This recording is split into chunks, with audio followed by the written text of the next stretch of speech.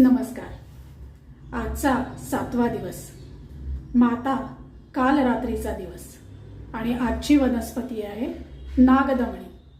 तर नागदमणी ही पण संदिग्ध वनस्पती आहे।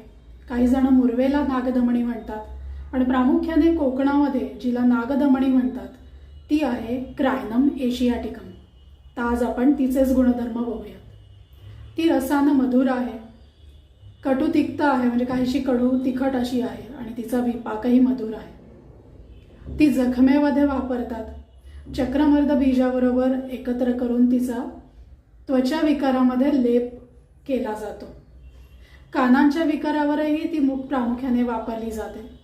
तिच्या पानांचा रस काढून तो कानात घातला जातो आणि त्यामुळे कर्णशूल जो आहे तो थांबतो।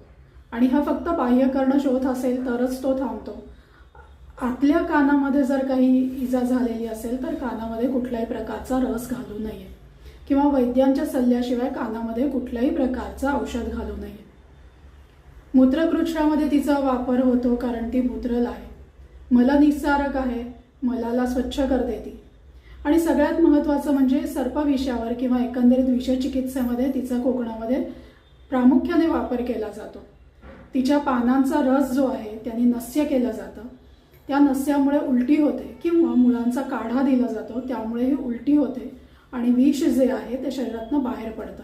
त्यामुळे कोकणात ही प्रामुख्याने विषावर किंवा विषचिकित्सेमध्ये जास्त प्रमाणामध्ये वापरली जाते। दुसरा तिचा उपयोग असा आहे की नखुरडं जर झालं असेल तर एरंड तेलाबरोबर तिची पानं जी आहेत ती गरम केली जातात आणि त्या नखुरड्यावर लेप केला जातो, त्यामुळे ते पिकतं आणि त्यातनं पस जो आहे तो बाहेर निघून जातो। प्रामुख्याने ती कफ आणि पित्तशामक आहे, ती रक्षोघ्न आहे, ग्रहबाधेमध्ये तिचा उपयोग केला जातो आणि काही मानसिक आजारांमध्येही तिचा उपयोग केला जातो। स्त्रियांच्या आजारातही वापरलं जातं, विशेषतः श्वेतप्रदर असताना ही वापरली जाते। तर असा ही बहुगुणी अशी ही नागदमणी आहे।